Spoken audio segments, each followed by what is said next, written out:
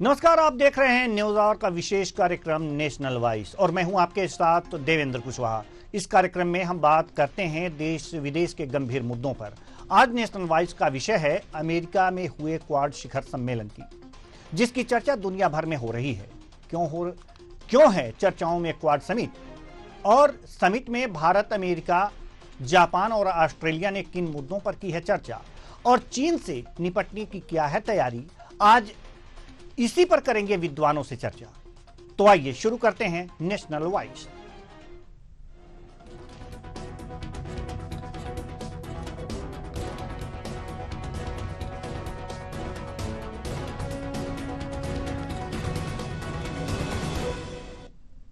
अमेरिकी राष्ट्रपति Joe Biden के गृहनगर डेलावेयर में आयोजित क्वाड शिखर सम्मेलन में भारत, अमेरिका, जापान और ऑस्ट्रेलिया के राष्ट्राध्यक्ष शामिल हुए।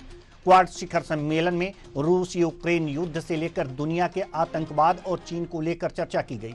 साथ ही क्वाड नेताओं ने संयुक्त बयान जारी कर कहा कि हम आतंकवाद और हिंसक उग्रवाद की सभी रूपों में स्पष्ट रूप से निंदा करते हैं। इसके अलावा कई मुद्दों को लेकर चर्चा की गई। क्या कुछ खास रहे मुद्दे क्वाड समिट में, डालेंगे इस पर भी नजर। साथ ही विद्वानों से करेंगे चर्चा और जानने की कोशिश करेंगे कि इन मुद्दों के क्या हैं मायने भारत के लिए। तो आइए शुरू करते हैं।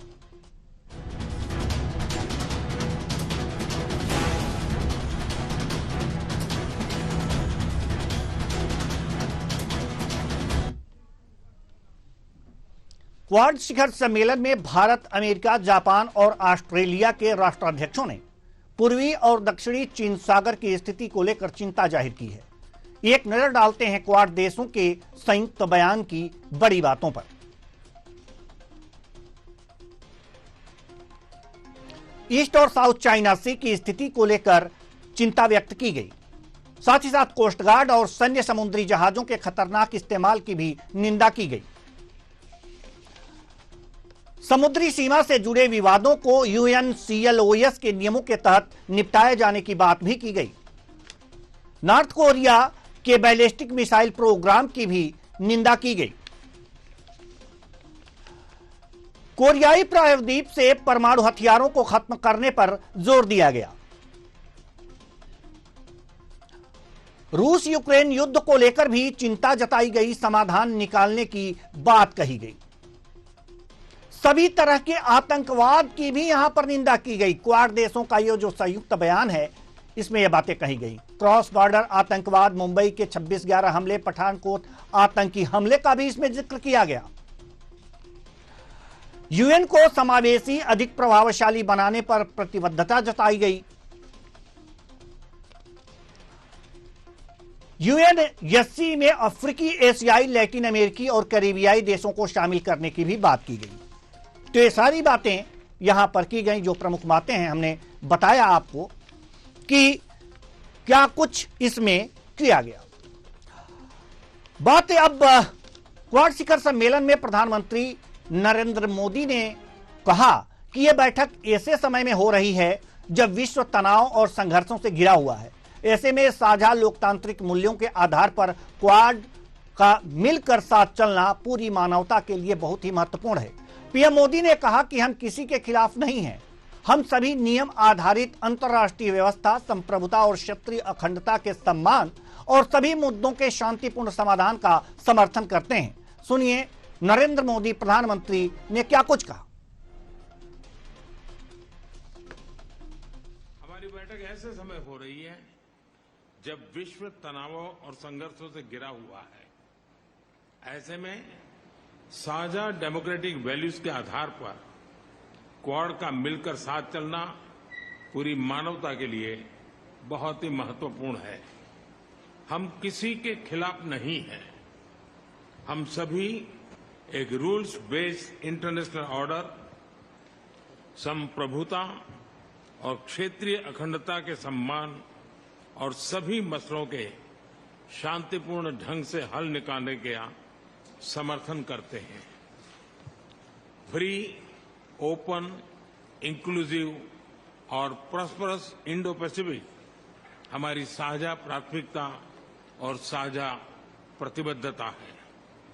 हमारा मैसेज साफ है, quad is here to stay, to assist, to partner and to complement. मैं एक बार फिर राष्ट्रपति बाइडेन और सभी साथियों का अभिवादन करता हूं।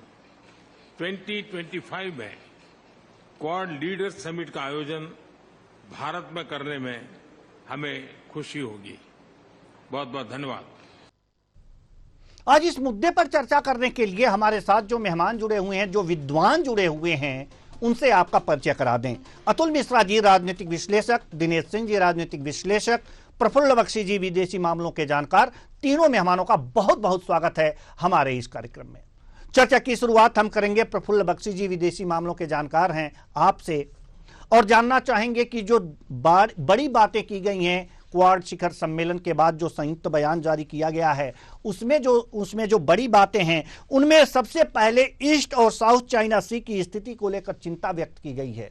हम आपसे यह जानना चाहते हैं कि क्या चीन जो साउथ चाइना सी के 80% भाग पर, जलभाग पर अपना अधिकार जमाता है, क्या उस पर चिंता व्यक्त की गई है? और इस साउथ चाइना सी पर और क्या क्या चिंताएं हैं जो पूरे विश्व को हैं या क्वाड में उसकी चर्चा हुई है? जी, आपने अपने चैनल पे मुझे बुलाया। सबसे बड़ी बात मैं ये बताना चाहूंगा कि साउथ चाइना सी का महत्व क्या है। जी, 80% of the world trade, 60% of the total trade of China, 70% of its oil requirement, ये सारा का सारा इस एरिया से गुजरता है। अब सारी कंट्रीज का जो आज मेजर कंट्रीज ऑफ यूरोप है, सबका यहाँ पे लेन देन चल रहा है, इंक्लूडिंग यूरोपियन यूनियन की कंट्री। और इसलिए चिंता ये होती है कि चाइना सबकी जो इंटरेस्ट के खिलाफ काम शुरू कर दिया उसने, चाहे फिलीपींस हो, चाहे ब्रुनई हो, चाहे ताइवान हो, चाहे कोई और कंट्रीज हो, जितनी चारों तरफ है, ऑस्ट्रेलिया, इंडोनेशिया, सारा का सारा जो साउथ चाइना सी है, एंट्री पॉइंट है मलक्का स्ट्रेट। ये प्रॉब्लम इतनी सीरियस हो गई है कि सारी कंट्रीज ने कहा क्या चिंताजनक स्थिति है। जापान के पास गए, प्राइम मिनिस्टर शिंजो आबे ले, उन्होंने ये कहा कि भारत एक ऐसा देश है जो कि इस स्ट्रेटेजिक जोन में एक लीडरशिप का रोल अदा कर सकता है। जो बाइडेन ने उसको कहा, बिल्कुल ठीक, पर इसके पीछे पॉलिटिक्स छुपी हुई है।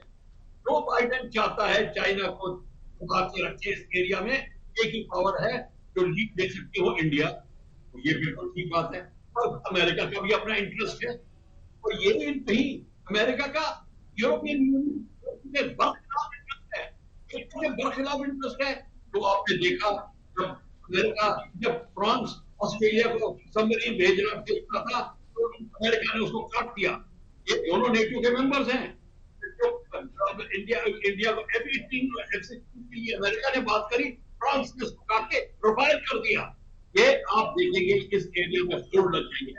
और सबसे ज्यादा है चिंताजनक विषय ये है कि जब तक वो प्रोस्पेरिटी स्फीयर नहीं बनाते, आपस में सारी की countries joint development of industry, joint transportation, joint scientific development, space, cyber, even fight against climate, ये सब जॉइंट करना पड़ेगा, तब बात बनती है। क्वाड के लिए प्रधानमंत्री ने जरूर बोला है कि क्वाड में हम हैं तो इन सब चीजों पे हम ध्यान रखेंगे। तो मैं आपको की बात बता दूं, जब तक क्वाड का मिलिटराइजेशन नहीं होगा, हम अपना इंटरेस्ट को संभाल नहीं सकेंगे। तो क्वाड का मिलिटराइजेशन होगा तो उसको कोई भी खुले में नहीं बोलेंगे। और मैं आपको बोलता हूं, अगर एशिया पैसिफिक जोन की कंट्रीज और इवन अफ्रीकन कंट्रीज का इंटरेस्ट अगर मन में है, तो आप देखेंगे कि क्वाड को मिलिटराइज करना ही पड़ेगा। चाहे क्वाड इस एरिया को चाहे क्वाड के थ्रू करे, चाहे अपना स्ट्रेटेजिक डेवलपमेंट करे। मतलब चाइना को अगर आपने रास्ते में लाना है तो मिलिटराइजेशन की जरूरत पड़ेगी। बातों के भूत बातों से नहीं मानते। और सबसे बड़ी बात है, ये जो मैं बोल रहा हूँ, इसका आइडिया प्राइम मिनिस्टर नेहरू ने 1947 में किया था। एशिया की कंट्रीज इकट्ठी होनी चाहिए, अफ्रीका को साथ देना चाहिए, और बाद में उसका पैसिफिक जोन ऐड किया गया है। तो ये बहुत जरूरी है। अफ्रीकन कंट्री ही चिंताजनक विषय बना है G20 में, प्राइम मिनिस्टर ने उनको भी आने को बोला है।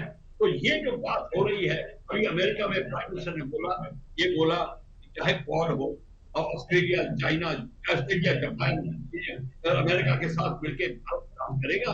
पर बोली एक बात नहीं है, न्यूट्रलाइजेशन नहीं बोला, वो बोलने का टाइम नहीं आया, वो भी बोले। चलिए दिनेश सिंह जी, हम आपके पास आना चाहेंगे। सवाल यहाँ पर यह है कि जो प्रमुख बातें उसमें कही गई हैं, और अभी जो प्रफुल्ल बख्शी जी ने ये बातें कही हैं कि जब तक मिलिट्रलाइजेशन नहीं होगा, जब तक मिलिट्री नहीं बनेगी, तब तक उसको चीन को सीधे रास्ते पर नहीं लाया जा सकता, चाहे क्वाड हो। तो वास्तव में बात तो सही है कि अगर जो साउथ चाइना सी की अगर जो बात की जाए तो 80% क्षेत्रों पर वो चाइना अपना अधिकार जमाता है। साथ ही साथ अगर जो बात करें तो चीन की आक्रामकता इस क्षेत्र में इतनी ज्यादा है कि दक्षिण पूर्वी एशियाई देश, खासतौर फिलीपींस, ज्यादा तनाव में है। तो आखिर ये कैसे होगा? अभी तक तो हुआ नहीं, सिर्फ चिंता जताई जा रही है क्वाड समिट में भी। जी आप सभी को प्रणाम कुशवाहा जी। देखिए इसमें देखिए साउथ चाइना सी की बात करें चाहे या जो साथ साथ जो लगता है जितने भी, जैसे कि मैं एक तरह से जो सी कॉरिडोर जो है, तो उसको लेकर के ही जो चिंता जो थी उसी को लेकर के 4 देशों का समूह बना गया था, जो क्वाड बनाया गया था। इसमें ऑस्ट्रेलिया, अमेरिका, जापान और इंडिया, इनको रखा गया था। और इसमें एक तरह से इंडिया एक तरह से प्रमुख रूप से उभर गया है, भारत जो है प्रमुख रूप से उभर गया है।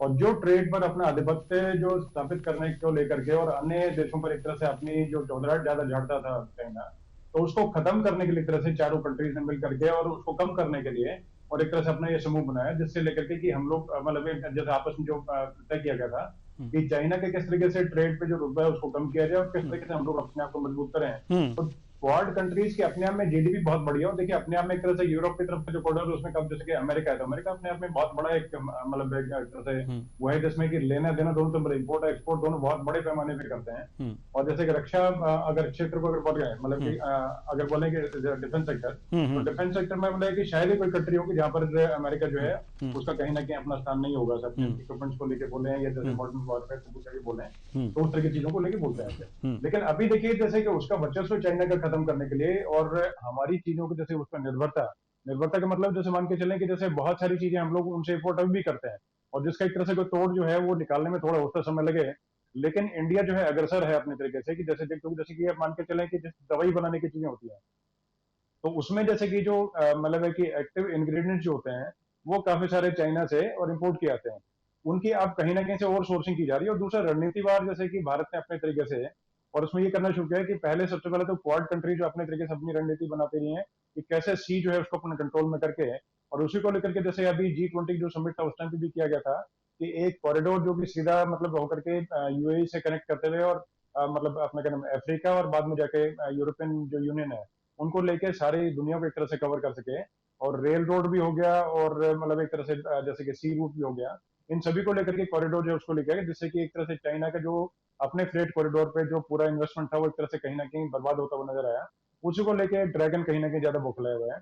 उसके अलावा दूसरी चीज को अगर इसके अलावा अगर बोले तो मतलब इंडिया ने रणनीतिवार कैसे किया इसका मैं आपको थोड़ा बताना चाहता हूँ कि इसमें देखिए कि भारत ने बहुत रणनीतिवार तरीके से 2014 के बाद में पीएम मोदी के आने के बाद में और जो छोटी छोटी कंट्री जैसे मालदीव्स बोले या फिलीपींस को बोले या अन्य जो कंट्री जो कि चाइना के वर्चस्व तंग आ चुकी थी उनको अपने कब्जे का मतलब है कि मतलब मैत्रीपूर्ण तरीके से कि अपना जो उनपे आधिपत्य नहीं करना था, लेकिन उनको एक तरह से मतलब के साथ में मतलब परिवार के तरीके से लेकर के, चाहे उसमें मतलब आसपास की और कंट्रीज भी करना हो, तो उनपे एक तरह से लेकर के उनसे बायोलेटरल टाइज का वो किया कि उनसे इंपोर्ट भी करेंगे और एक्सपोर्ट भी करेंगे। क्योंकि देखिए अगर अर्थ का जब जुड़ा होता है कुछ बात तो उससे चीजें देखिए अपने आप मैत्रीपूर्ण बनती है और साथ साथ हम लोग अपने तरीके जो कार्य करते हैं तो उसमें दूरगामी उसके परिणाम नजर आते हैं। तो उनसे इंपोर्ट भी करने का जैसे मालदीव तो मालदीव को हम लोग अपने रक्षा जो इक्विपमेंट है वो भी सप्लाई करने का कार्य करेंगे, वहां से काफी इंपोर्ट भी करेंगे। तो अपने तरीके से ट्रेड का जुड़ गया तो उससे एक तरह से चाइना का वर्चस्व कहीं ना कहीं कम होगा। दूसरा उसके अलावा देखिए जैसे कॉरिडोर में मान के चलें कि जैसे ये जो 4 कंट्रीज हैं, 4 कंट्रीज का अपना अपना अलग अलग जो है वर्चस्व है कुछ कंट्रीज पे, तो ये अपने आप में एक तरह से बहुत बड़ा जो है और दूरगामी जो परिणाम इसको जो निकलेंगे वो बेहतर ही निकलेंगे। उसके अलावा जैसे अगर बातचीत करें तो देखें जैसे कि अब जैसे कि सेमीकंडक्टर्स है, उसको लेके 5 जो यूनिट्स हैं भारत में, और उनका एक तरह से मतलब एक सैंक्शन हो चुका है। और अभी पूरी तरह, अभी जैसे कि नोएडा के पास भी जैसे कि पीएम मोदी ने अभी थोड़े दिन पहले उसका उद्घाटन किया था, और शायद नॉर्थ ईस्ट के अंदर भी एक यूनिट का उद्घाटन मतलब हो चुका है या होना है अभी। तो इस तरह की चीजों को लेकर चलो, उसमें एक तरह से जो क्वाड कंट्रीज में एक तरह से इस तरह का इनिशिएटिव लिया गया है कि आज के बाद में जैसे जो चीजें होंगी तो हम लोग आपस में अपने ट्रेड, अपने डेटा को अपने तरीके से अपनी सहूलियत के अपने फायदे के लिए इस्तेमाल करेंगे, और चाइना को कहीं ना कहीं चाइना का वर्चस्व हमने पूरी तरीके से नीचे करना है, जिससे मेड इन चाइना ना होकर के मेड इन इंडिया या मेड इन यूएसए जो है, मेड इन यूएसए जो है वो भी एक तरह से मान चले इंडिया मेड इन इंडिया बोले, क्योंकि वहां की बड़ी जो काफी कंट्रीज है, बड़ी जो कंपनीज है, क्योंकि जैसे कल का भी जैसे कि सीईओ के साथ जो बैठक इनकी रही पीएम मोदी की, उसमें किया गया कि ज्यादातर जो मैन्युफैक्चरिंग है वो इंडिया में करें, आपको पूरी सहूलियत देते हैं उसके लिए। तो अब जैसे आगे सेमीकंडक्टर से है तो उसके देखिए सभी चीजों में एक तरह से उपलब्ध होती है, मतलब जैसे लगने के जैसे चिप है तो सभी इक्विपमेंट्स में लगता है, तो उसको लेकर के जैसे आगे जो चिप जैसे उसका बढ़ावा होगा तो इंपोर्ट भी काफी तरीके से होगा, और उसी को लेकर रॉ मटेरियल जो है उसका भी एक्सपोर्ट भी काफी तरीके से होगा, और साथ साथ जैसे फिनिश प्रोडक्ट है उसका एक्सपोर्ट उससे ज्यादा बड़े पैमाने पर होगा। तो इन चीजों को लेकर जुड़ा होगा, जिससे कि चाइना जो है कहीं ना कहीं पिछड़ेगा, और जब आर्थिक रूप से जब पिछड़ेगा तो अपने आप देखिए जो गति कब धीमी होगी और जीडीपी कम होगी, तो अपने आप देखिए दूसरी जगह पे, और जिस तरीके से पहले जैसे कहीं ना कहीं चीजें उसकी आती रही कि कहीं ना कहीं जैसे मतलब जाकर के मतलब जैसे पाकिस्तान बोले या बांग्लादेश बोले या अन्य जो कंट्रीज आसपास की हैं, चाहे या श्रीलंका बोले, तो वहां पर अपने वर्चस्व को स्थापित करने के लिए कहीं ना कहीं भारत के खिलाफ कोई कार्रवाई करता है, उसको कंटेन करने के लिए, उस पर लगाम लगाने के लिए क्वाड बहुत बेहतरीन एक तरह से प्लेटफॉर्म था। और उसी के साथ देखिए कोइंसाइड करके यूएन का जो समिट था मतलब 22 और 23 सितंबर को, तो उसमें देखिए अन्य कंट्रीज से बातचीत करके अपने आप एक तरह से कंटेन करने का कार्य किया जाएगा। और बाकी जैसे कि भारतीय डायस्पोरा के साथ में जब कल जैसे एक अभूतपूर्व जैसे इनकी जो सभा रही पीएम मोदी की, उसमें इसी को लेकर मतलब किया गया कि जिसमें बहुत सारी तरह की जैसे कि मतलब आगे जैसे कि दवाइयों को लेकर के बोले, या जैसे कि डेटा को लेकर के बोले, या टेक्नोलॉजी को लेकर बोले, तो इन चीजों को लेकर के आगे सारा एक रणनीतिवाद तरीके से किया गया, जिससे कि भारत जो है वो नंबर 1 बने, और साथ साथ सभी का सहयोग करके। और जैसे पीएम मोदी ने एक चीज बहुत बेहतरीन बोली, उन्होंने बोला कि हम लोग पहले एक उचित दूरी बना के रखते थे, अब हमने ये देखा है कि कैसे सबसे समान दूरी बना के रखते हैं, समान नजदीकी बना के रखते हैं, तो अपने आप में उस संदेश में बहुत बड़ी चीजें जाती हैं, और आगे आने वाला समय हमारे लिए बहुत बेहतरीन स्वर्णिम रहेगा, और विश्व गुरु बनने के राह में एक तरह से 2047 का जो विजन है उससे पहले हम लोग उससे बहुत कुछ हासिल कर लेंगे, ऐसा मेरा मानना है। जी अतुल मिश्रा जी, हम आपके पास आना चाहेंगे। सवाल यहाँ पर यह है कि ये जो क्वाड शिखर सम्मेलन हुआ, इसमें जो बातें निकल करके सामने आई, उसमें एक चीज बहुत महत्वपूर्ण कही गई है कि समुद्री सीमा से जुड़े विवादों को UNCLOS के नियमों के तहत निपटाया जाए। तो निपटाए जाए ये बात कही जा रही है, तो क्या निपटाए नहीं जा रहे हैं क्या? और निपटाए नहीं जा रहे हैं तो आखिर कहां कमी है? और फिर क्वाड में इसकी चिंता जो जाहिर की गई है, तो क्या अगर जो निपटाए नहीं जा रहे हैं तो इसके लिए कोई अन्य तरीका अपनाएगा क्वाड? जी देखिए कुशवाहा जी, मैं आपको बताऊं, मोदी जी की वर्किंग स्टाइल अलग है। आप खुद देखिए, मोदी जी ने चाइना को शुरुआत ही से परेशान करना शुरू किया, और वो खुद बोले कि हम किसी के खिलाफ नहीं हैं। ये उनकी पॉलिटिक्स कोई समझ नहीं सकता है। उन्होंने इंडो पैसिफिक के उसमें खुला माहौल भी रखा, उदार व्यापार प्रणाली भी बनाई, लेकिन उन्होंने चाइना को कहां पर पटका है ये देखिएगा।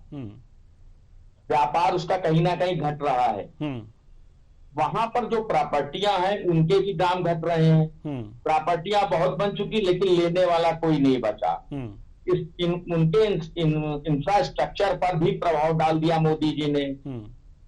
पाक के साथ में जुड़े थे, पाक के साथ में जुड़कर जो बना रहे थे, वहां की स्थिति को देखिए, पीओके को ले आए वहां पर। कोरोना के समय पर जो मेडिसिन बनाई गई, उसकी सप्लाई दी गई, उससे कहीं ना कहीं चाइना पर प्रभाव पड़ा। तो मोदी जी की स्ट्रेटेजी को चाइना निश्चित तौर पर कहीं ना कहीं समझता है। उनके जितने बुनियादी ढांचे हैं, चाहे समुद्री सुरक्षा को लेकर हो, चाहे सार्वजनिक निजी भागीदारी को लेकर हो, चाहे जलवायु को लेकर आप आइए, चाहे स्वास्थ्य को लेकर आइए, और चाहे प्रादेशिक अंतरिक्ष को लेकर आइए, इन सारी चीजों को मोदी जी ने समझ रखा है। आपने बातचीत की कि समुद्री को लेकर, उसको देखिए, वहां पर अमेरिका में अमी बेरा जी बिटमैन जी और सीनेटर टैनी ने क्या कहा, खुल के ये बात कही है। इस बात को लेकर आप चलिए कि भारत का कहीं ना कहीं समुद्र पर प्रभाव बढ़ता चला जा रहा है। जो चाइना बढ़ा रहा था उसको चाइना ने अपने आप कमजोर करने तो सोच लिया है। उसका उदाहरण आपको देता हूं, लद्दाख वाला। लद्दाख से भी कुछ ही दिन पहले कुशवाहा जी, आपको याद होगा, आपकी के मीडिया ने भी ये बताया कि सेना को वापस बुलाया गया। कई चौकियां पीछे गई सेना। हमारे प्रतिपक्ष के नेता भी ये बात कहते रहे कि भाई चाइना ने हमारे यहाँ ये कर लिया वो कर लिया, लेकिन जब ये मीडिया पर आए तो चीज को क्लियरिटी कहीं ना कहीं मिली। अब मैं कहता हूँ मिसाइल पर, परमाणु हथियार पर, आतंकवाद पर, 26/11 पर जितनी बातें हैं ये स्क्वाड में उठी। इन बातों को जब उठाया गया तो इसका मोदी जी ने जब वहां पर बैठे तो उन्होंने क्या बात ये कही, उन्होंने ये बात कही कि हम किसी के खिलाफ नहीं है, लेकिन हम भारतवर्ष को लेकर जब चलेंगे तो हम अपनी सुरक्षा का जरूर ख्याल करेंगे। और उस सुरक्षा के तहत में अगर ये समुद्री सुरक्षा की भी बात आएगी तो पूरी तरीके से भारत तैयार बैठा हुआ है। और चाइना इस चीज को पूरी तरीके से समझता है कि अगर हमने कहीं पर भी कुछ भी गलती की तो उसका नतीजा हमको निश्चित तौर पर भुगतना पड़ेगा। अभी आपने देखा इस सबमरीन 2 ठो जो हैं समुद्र में उतारे गए। क्या चाइना को ये बात नहीं मालूम? अगर हमको आपको मालूम है, चाइना को भी ये बात मालूम है। तो समुद्री सुरक्षा को लेकर भारत की सरकार पूरी तरीके से तैयार है। और राजनाथ जी जो हमारे सुरक्षा उसके मंत्री हैं, रक्षा मंत्री, इस बात का कुशवाहा जी निश्चित तौर पर ध्यान दे रहे हैं। हिंद प्रशांत महासागर का जो क्षेत्र है कुशवाहा जी, वो एक प्रमुख क्षेत्र है और चीन निश्चित रूप से इसके लिए एक बड़ी चुनौती बना बैठा हुआ है। लेकिन उस पर नकेल कसने की प्रतिबद्धता भी जताई गई है कि अगर आप कुछ करेंगे तो उसके लिए ये जो चारों देश हैं कहीं ना कहीं कोई ना कोई स्टेप उठाएगा। और चारों के चारों देश सक्षम है, चाहे भारत को ले लीजिए, ऑस्ट्रेलिया को ले लीजिए, जापान को ले लीजिए, अमेरिका को ले लीजिए। और इससे बेहतर तो आपको बख्शी जी बता सकते हैं कि इस समय भारत की स्थिति सुरक्षा के माहौल को लेकर कितनी बढ़िया हो चुकी है। और हम सिर्फ चाइना की नहीं बात करेंगे, और देशों की बात करेंगे कि वो सब जानते हैं कि भारत पहले 10 साल वाला भारत नहीं, आज भारत कुछ और बन चुका है। जी प्रफुल्ल बख्शी जी, हम आपके पास आना चाहेंगे। और जैसे कि सभी जो बातें हो रही हैं, ये क्वाड की जो बातें हो रही हैं, तो चाइना का उसमें नाम आना ज़रूरी ही है, एक तरह से कहा जा सकता है। सबसे बड़ी बात यह है कि जिन क्षेत्रों पर यह दावा कर रहा है चीन और कि 80% क्षेत्र यानी कि 80% हिस्सा हमारा है, वहाँ पर जो है भारी मात्रा में तेल, गैस और अगर जो रिपोर्ट की अगर जो एक बात माने तो 11 अरब बैरल प्राकृतिक गैस और तेल के साथ साथ मूंगे के भी भंडार हैं। ऐसे में सबसे बड़ी बात यह है कि अगर जो ये क्लियर करना है कि इस क्षेत्र पर 80% पर चीन का अधिकार नहीं है, तो ये क्वाड के देश मिलकर के कैसे करेंगे और किस तरह से करेंगे? देखिए ऐसा है देवेंद्र जी, आप बिल्कुल ठीक कह रहे हैं। सबको ये पता है और आपने खुद ही बोला है, और आप देख लीजिए जो 9-9, 10-9 का प्रकोप है, फैलाव है, जिसके चाइना अधिकार कर रहा है, आर्टिफिशियल आइलैंड बनाया है, उसमें माइनिंग कर रहा है, और जितने पदार्थ है उसका फायदा उठा रहा है। वहाँ सबमरीन भी रखी हुई है और किसी और कंट्रीज कहने का मतलब है अपनी ताकत का इस्तेमाल कर रहा है। फिलीपींस से 4 जहाज बना दिए उसने, हर एक कंट्री को तंग करना है। पर अमेरिका और बाकी कंट्रीज का इंटरेस्ट भी यहाँ पे है ना, उनके पैसे लगे हैं, वो नहीं चाहते चाइना बढ़े। तो चाइना को कंट्रोल करने के लिए अब ये जो क्वाड की जो बात कर रही है बिल्कुल ठीक चल रही है।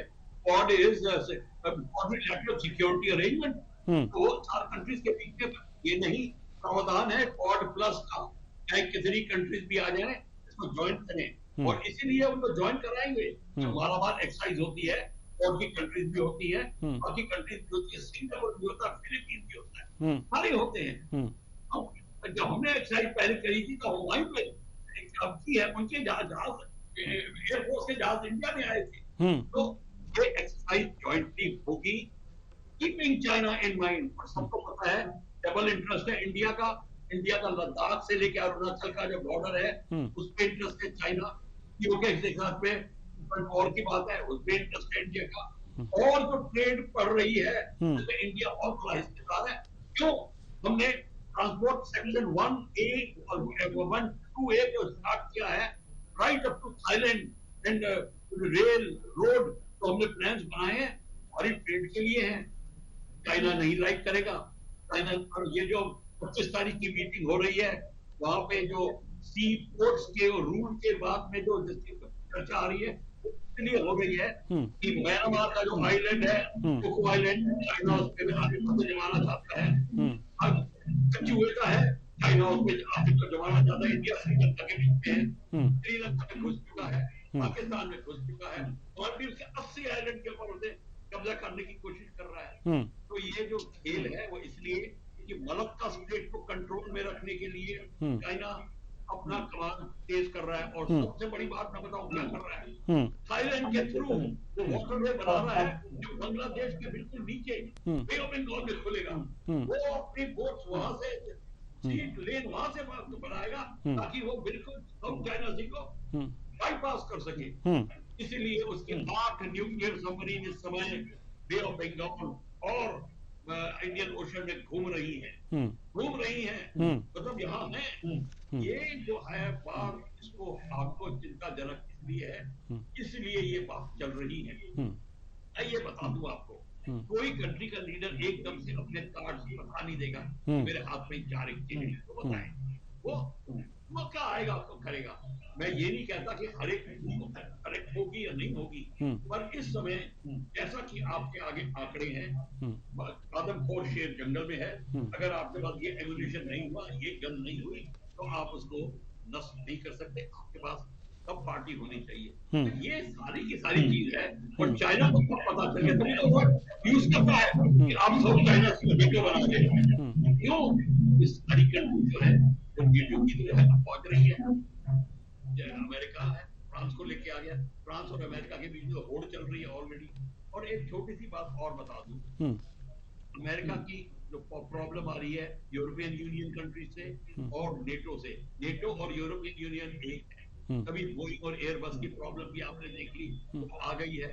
वेपन्स की प्रॉब्लम आ रही है, सारी कंट्रीज रिजेंट करती हैं अमेरिका क्यों यहाँ आके बेच रहा है अपना सामान, एक वो भी प्रॉब्लम है। तो ये डबल प्रॉब्लम चल रही है, सिंपल बात नहीं है। इस समय भारत को अपनी पॉलिसी बड़ी सूझबूझ के साथ बनानी पड़ेगी। हमारे दोनों प्रवक्ता यही बोल रहे थे कि हमारे को ये आगे का ध्यान रख के चलना पड़ेगा, ये सिर्फ 2-4 का पहाड़ा नहीं है। जी बिल्कुल बिल्कुल। हम आना चाहेंगे दिनेश सिंह जी की तरफ रुख करेंगे। जी दिनेश सिंह जी, सवाल यहाँ पर यह है कि चीन की बदतमीजियां एक तरह से कह सकते हैं साउथ चाइना सी में बढ़ रही हैं। जैसे कि आर्टिफिशियल द्वीप बनाने की जो बात अगर जो करें तो वो भी वो बना रहा है, खुदाई की मशीनें उसमें डाल दी हैं। इस पर कई देशों ने आपत्ति भी जताई है, लेकिन इस आपत्ति का कोई निराकरण नहीं, वो मनमानी करता ही जा रहा है। क्वाड बैठक हुई, उस पर चिंता जाहिर की गई, ठीक है, ये बात समझ में आती है। लेकिन जो सबसे बड़ा सवाल ये है कि ITLOS के द्वारा जो अंतर्राष्ट्रीय न्यायाधिकरण है समुद्री कानून का, उसके तहत इसका निराकरण नहीं हो पा रहा है। आखिर क्या करेंगे? तो वो तो निराकरण नहीं होगा तो मनमानी करता जाएगा। जी देखिए कुशवाहा जी, बेहतरीन आपने प्रश्न किया। देखिए ऐसा है कि कहीं ना कहीं जैसे चीजें अपने तरीके जैसे कि साउथ चाइना सी जैसे है, तो 20% से ज्यादा व्यापार मतलब कि आवागमन जो है उसका रूट एक तरह से ट्रेड का है ये उसके ऊपर। तो उसमें एक तरह से अपना आधिपत्य स्थापित करके और अपने तरीके से ये चाइना जो है पूरा कंट्रोल पहले से चाहता है। पहले काफी हद तक तो पहले मतलब ये चीजें जो थी उसके कंट्रोल में हुआ करते थे, लेकिन अब धीरे धीरे करके जैसे मतलब 2014 के बाद में जो स्थिति है वो काफी बदल गई है। और उसमें ये था कि जैसे उसको रणनीतिवाद, जैसे मैंने आपको थोड़ी पहले बताया था, तो रणनीतिवाद तरीका ये बनाया गया कि जैसे कि नेवी की जो बड़ी एक्सरसाइजेस करने का मतलब यह है कि कहीं ना कहीं जो चाइना अपनी एक्टिविटीज करे उसको कंटेन किया जा सके। जैसे कि मतलब ज्वाइंट एक्सरसाइज जैसे नेवी की हमने मतलब जो जापान है मतलब उनके कार्मिक भी उसमें कहीं ना कहीं आए। और ऑस्ट्रेलिया के बीच में खैर जो था वो संपर्क टूट गया था बीच में शायद थोड़े समय के लिए ऑस्ट्रेलिया ने, इसलिए बोले बीच में क्वाड जो है वो भंग हो गया था। उसके बाद अमेरिका के साथ हमारी मतलब कि रेगुलर जैसे मिलिट्री और नेवी एक्सरसाइज चलती रही है, उसका रीजन ये रहे कि कहीं ना कहीं जो चीजें जो है मतलब एक तरह से खलबली मची रहे चाइना के आसपास में। और दूसरी चीज ये थी कि जैसे कि अपने आप देखिए कि अपने आप अपना आधिपत्य जो है वो ना तो अमेरिका स्थापित कर सकता है ना भारत स्थापित करता है। तो इसीलिए देखिए इस विवाद की स्थिति को कंटेन करने के लिए आसपास के जो छोटी कंट्रीज हैं जैसे ताइवान मंगा लें या मालदीव्स ले लें, तो इनको लेकर के इनको सम्मिलित करके और छोटे जो और टापू वाले छोटे जो देश हैं तो उनको साथ में लेकर के और उनके एक तरह से पार्टनर्स बन के या उनके संरक्षक बन के और क्वाड कंट्रीज हैं जो अपने तरीके से और उसको कंटेन करने की कोशिश करेंगी जहां तक मुझे लगता है। और देखिए विवाद की स्थिति जैसा है कि अभी एक तरह से अपर हैंड जो है, अपर हैंड का मतलब ये हो गया कि उन्होंने बहुत मतलब कि काफी बड़े पैमाने पे बहुत रुपए खर्च करके और उसकी एक तरह से पूरी लोकेशन वगैरह और जो मतलब प्राकृतिक संसाधन जितने जो भी है जैसे आपने कोरल का बताया और उसका जैसे कि मतलब जैसे कि मान के चले गैस का भंडार बताया, तो वो जो एक तरह से और हाइड्रोकार्बन का जो एक तरह से बहुत बड़ा मतलब वहां पर भंडार है, तो उसको लेकर के उन्होंने एग्जैक्ट लोकेशन अभी तक नहीं बताई है। मतलब उसको लेकर के ठीक है कयास लगाया जा रहा है क्या होता है यहाँ पर बताओ, लेकिन एक तरह से क्योंकि समुद्री सीमा बहुत बड़ी है और समुद्र अथाह है तो उसमें एक तरह से मतलब कि अंधेरे में तीर चलाने कार्य नहीं करते, तो उन्होंने एक तरह से ये माना था कि बहुत बड़े पैमाने पे रुपया खर्च करके उसमें वो करके रखा है। और दूसरा उसके अलावा जैसे उसका जो उन्होंने पता किया उसको लेकर के उनकी एजेंसी ने अपने तरीके से पूरी जो इंटरनेशनल मतलब उसमें फोरम में जो साझा करनी थी उसको साझा नहीं किया है। तो उसी को लेकर के देखिए क्वाड कंट्री जो है वो जो मतलब जो जिन कंट्रीज जैसे जो छोटे द्वीप और छोटे टापू और जो छोटी कंट्रीज हैं जिनकी सीमा चाइना के साथ लगती है और जिनके साथ इनका विवाद है चाइना के साथ में, उनको अपने साथ सम्मिलित लेकर के और उनका पूरे तरीके से सपोर्ट करके और उनके साथ में एक तरह से अलायंस पार्टनर बन के उनके साझेदार बन के जिससे कि आर्थिक रूप से उनकी समृद्धि जो है वो बहुत ज्यादा बढ़े, उनकी जीडीपी बढ़े और उनका हर तरीके से तो उनका पूरा सहयोग लेकर के और उनको सहयोग दे करके इस तरीके से धीरे धीरे करके और काबिज करने, क्योंकि एक ही बार में देखिए अगर करते हैं तो युद्ध की स्थिति उत्पन्न हो जाएगी। तो उसी तरीके से लेकर के कि चौमुखी रणनीति बनाने का रीजन ये है कि सबसे पहले उसको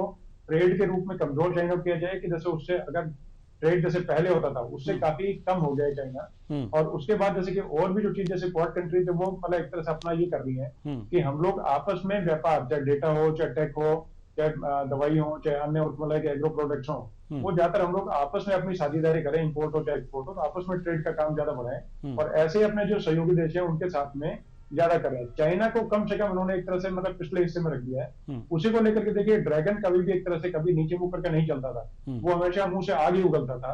लेकिन अब जैसे मतलब बैकफुट पे मैं मतलब बिल्कुल सटीक उदाहरण देता हूँ, सिक्किम के गवर्नर अभी हाल में ओम प्रकाश माथुर जी जो राजस्थान से आते हैं वो बने थे और उनका दौरा था चाइना बॉर्डर के पास में, तो वहां के जो मिलिट्री कमांडर्स उनको जो पता लगा कि गवर्नर साहब के विजिट है तो उन्होंने रिक्वेस्ट करके और इनसे मिलने की इच्छा जाहिर की और बहुत मतलब बहुत स्वादपूर्ण तरीके से और बैठक रही।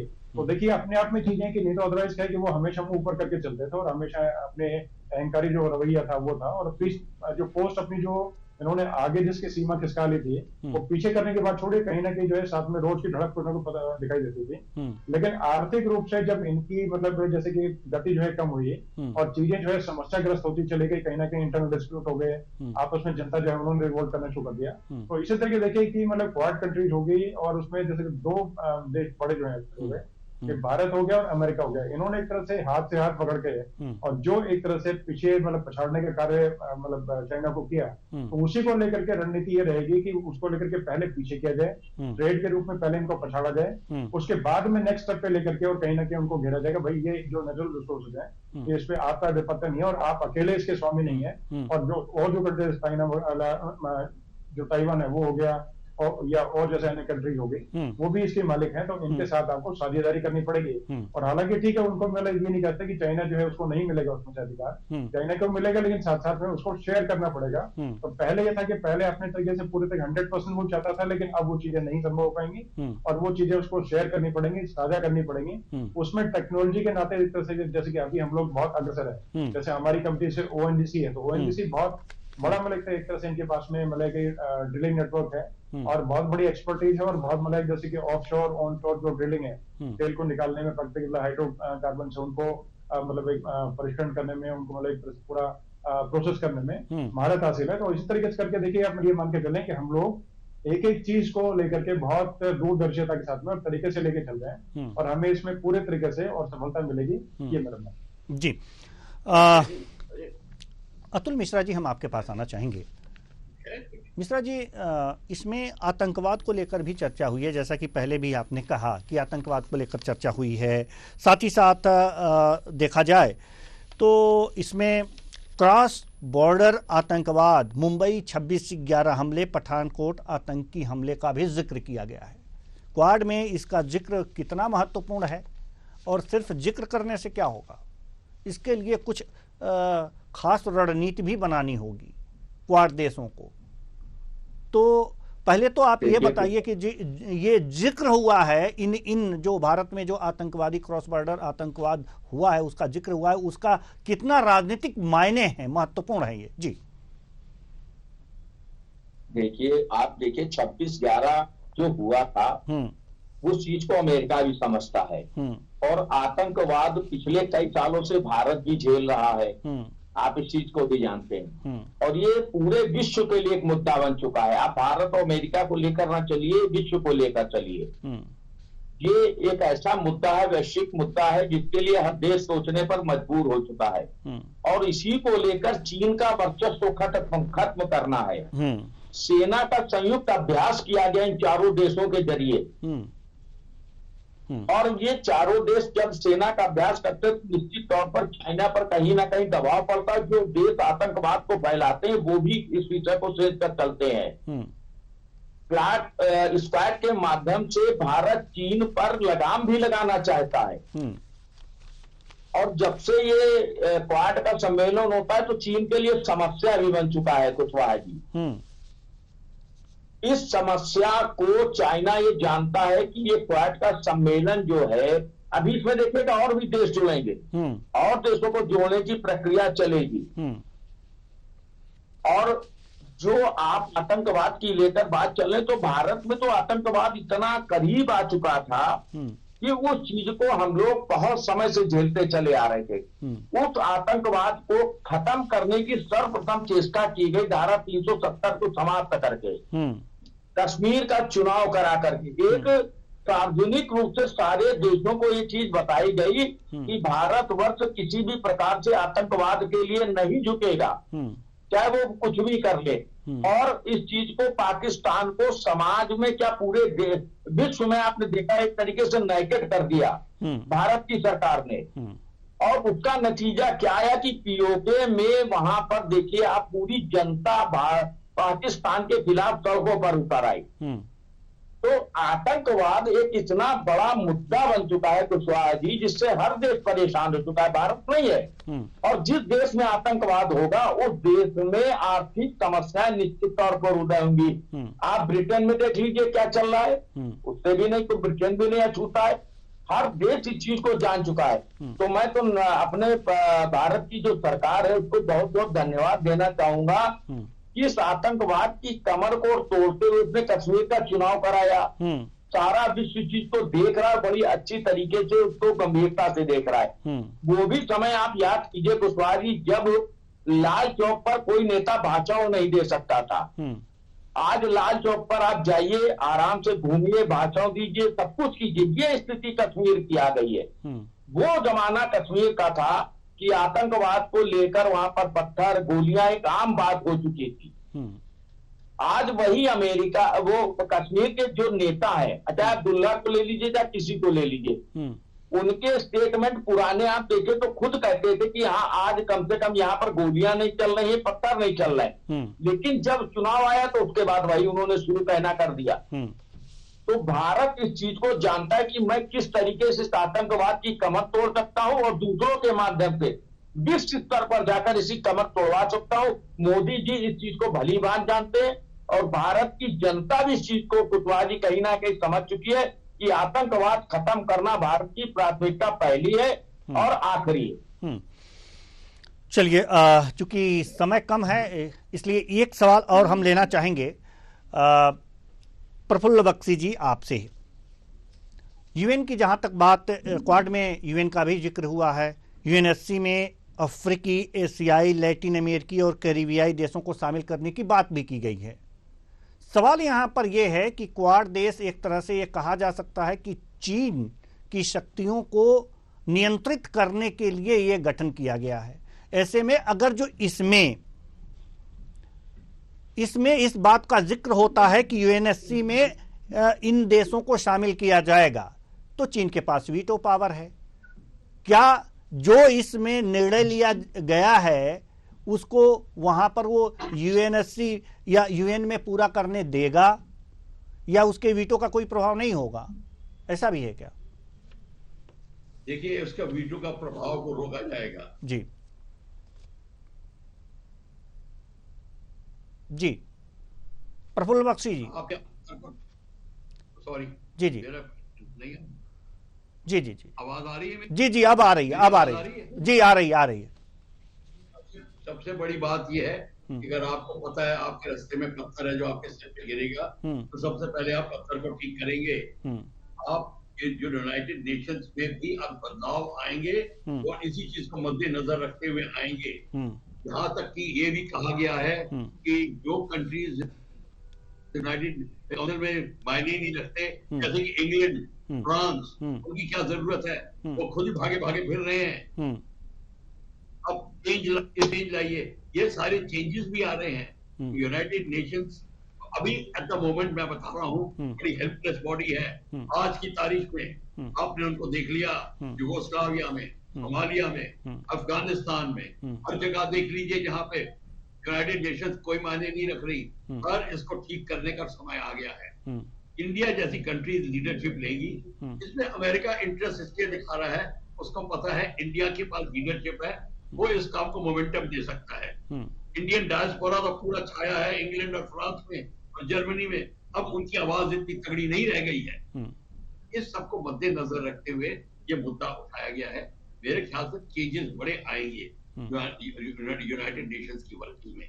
और अगर नहीं आए तो आप देख लीजिए यूएन अभी तक कहीं आपने देखा यूनाइटेड क्या किया? यूक्रेन में कहा है यूएन, गाजा में किधर है यूएन? सबसे पहले पहुंचना चाहिए था जी। जैसे हम पहुंचे 1953 में, इंडिया ने कोरिया में किया था वो, और हमने सजेशन दी है इंडिया को यूनाइटेड नेशन सारी कंट्रीज प्रोटेक्टिव पावर बनाए with in Ukraine and Russia. Ukraine and Russia मानते हैं इंडिया को। अगर ये हो गया, आप देखेंगे इंडिया की लीडरशिप में कैसे काम होता है। और हमारे को और पॉलिटिक्स प्रॉब्लम बड़ी है, ऑपोजिशन, दिस दैट, डेमोक्रेसी में और हार सहना पड़ता है, इसीलिए नहीं हो पा रहा। ये प्रॉब्लम हमारे को चिंता है, यानी दुनिया की चिंता है। दुनिया की को चिंताजनक विषय है। यूनाइटेड नेशंस को तगड़ा करना है जी, यूनाइटेड नेशन को तगड़ा करना है। चूंकि अब हमारे पास समय नहीं है, नहीं तो इस चर्चा को और आगे बढ़ाते। बहुत बहुत धन्यवाद सभी विद्वानों का, आप आए और अपने अपने विचार साझा किए और हमारे दर्शकों को लाभान्वित किए अपने ज्ञान से। तो क्वाड समिट 2024 में जो बातें कही गई हैं उन पर विशेषज्ञों ने विशेष रूप से राय दिया है। इसमें भारत की जो महत्ता है वो अंतर्राष्ट्रीय स्तर पर बढ़ती जा रही है और ये क्वाड समिट में भी दिखा। आतंकवाद पे चर्चा हुआ, चीन को रोकने पर भी बात हुई और यूएन को प्रासंगिक बनाने यानी कि उसको और सुदृढ़ बनाने की बात भी की गई। लेकिन कैसे होगा इस पर भी चर्चा की गई है। अब आने वाले समय में भारत और आगे क्या कदम बढ़ाता है, विश्व में उसका कद और कितना होता है, ये देखने वाली बात होगी। फिलहाल इस कार्यक्रम में इतना ही। मुझे दीजिए इजाजत, नमस्कार।